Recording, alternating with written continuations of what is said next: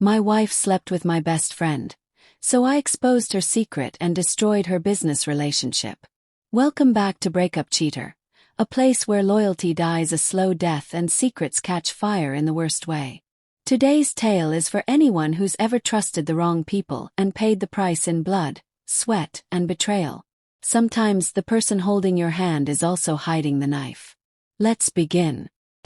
I'm calling myself Noah, 32M, and my wife of 5 years, let's call her Rachel, 30F, used to be the person I believed I'd grow old with. We had the kind of bond people post about on anniversaries. Unwavering support, mutual respect, and shared dreams. At least that's what I thought. I work in advertising, which has always kept me busy but financially stable. Rachel worked in sales until recently, but her true passion was always art. Sculpting, to be specific.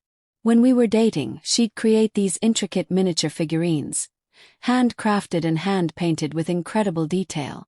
They were whimsical, expressive, and deeply personal. I had them everywhere, at my desk, on the nightstand, even in my car. They weren't just sentimental. They were beautiful. My coworkers loved them too and asked if she sold them. That's when Rachel got the idea to turn her hobby into a side business. Orders started trickling in online, and soon it snowballed into something real. A real business with real momentum. That's when she brought in her old college friend Jenna, also 30F, who had a marketing degree and strong corporate connections. Rachel would focus on production. Jenna would handle sales and exposure. Made sense. They drafted a solid business plan. I saw potential in it, so I stepped up. I covered all the household expenses and even fronted some cash for startup costs. I believed in her. After a local influencer reviewed one of her figurines, things exploded. Overnight, orders doubled. We were both stretched thin, but there was a thrill to it. I was genuinely proud of her. She was finally getting the recognition she deserved. It felt like we were on the brink of something special. Enter Dylan, 31M. My best friend since high school. Good guy, or so I thought. Bit of a drifter. Dropped out of college, never quite landed on his feet. Mostly did freelance web dev gigs to stay afloat. He was charismatic but lacked direction. Still, I always made time for him. Loyalty, right? When Dylan heard about Rachel's business, he lit up. Said he was impressed and wanted to help with the website. He offered to revamp it for free to help them streamline online orders.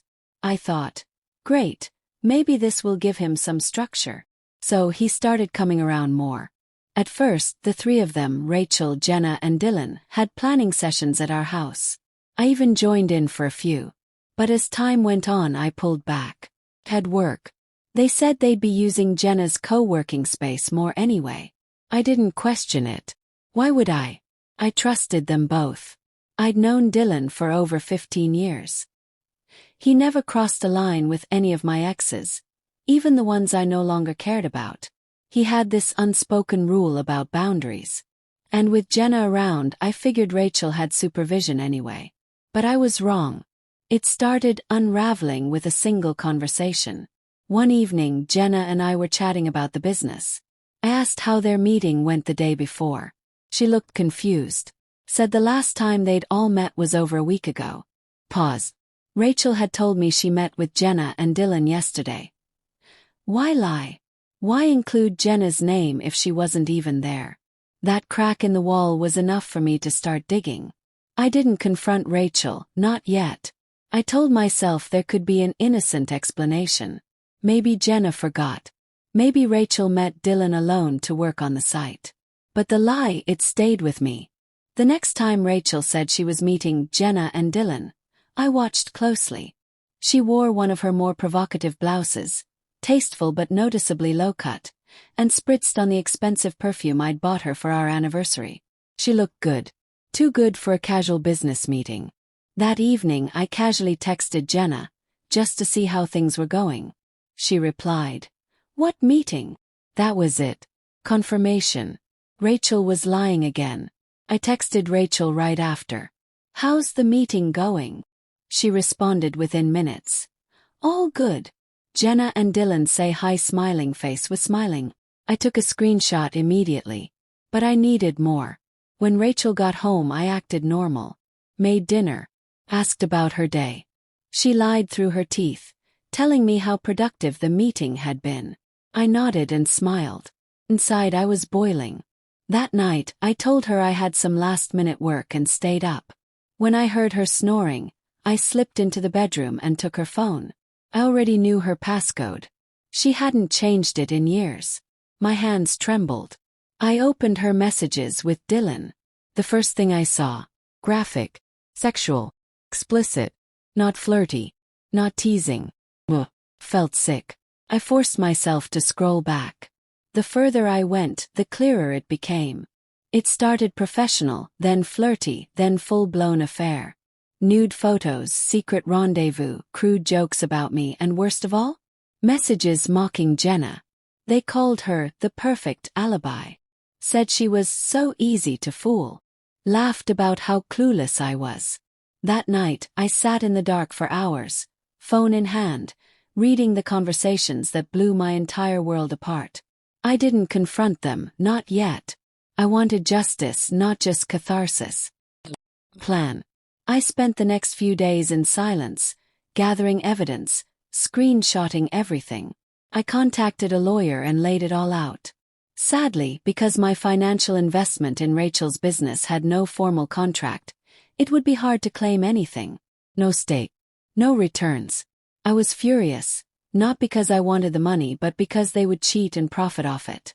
That's when I realized, if I couldn't get my money back, I'd make sure they didn't profit off me either. I waited for a day when they had a real meeting. One Jenna confirmed. I showed up unannounced at their co-working space. I had a flash drive in my pocket loaded with screenshots, texts that revealed the affair, mocked me, and insulted Jenna. When I walked in, all three of them looked stunned. Rachel blinked.